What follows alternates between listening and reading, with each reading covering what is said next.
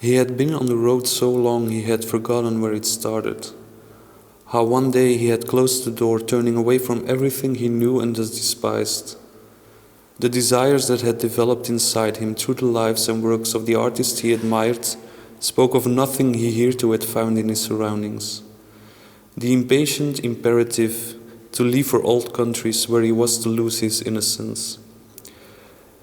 He met the greatest minds of his generations who turned out to be complete and utter idiots.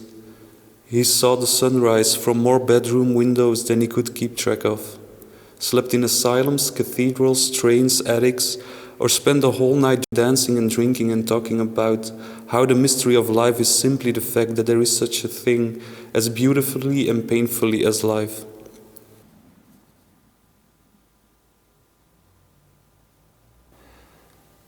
A few weeks ago, a friend of mine told me a story that had happened to him, or a friend of him.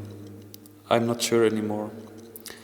He had left his home, and this guy came up to him asking him for money, so he could pay off his boss, who was conveniently waiting in a white van further down the street.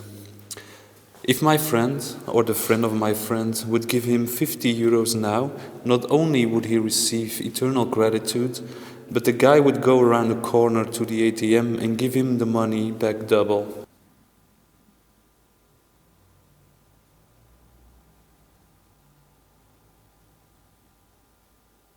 Suddenly overtaken by the realization I was witnessing something that was not at all intended for my eyes, I went back upstairs and crawled in my sleeping bag.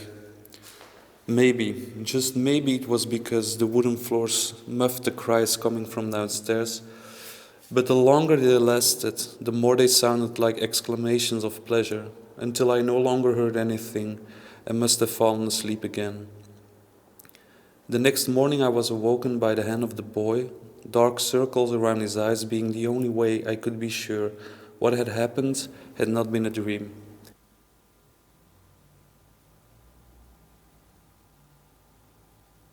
It is very easy to judge coming here now when peace has mostly restored itself, criticizing the way in which we are trying to get back on our feet. Where were you when we needed help? When we were left to our own during the darkest nights of our nation's history? The moral ground you claimed so eagerly was fertilized with the blood of our family and ancestors.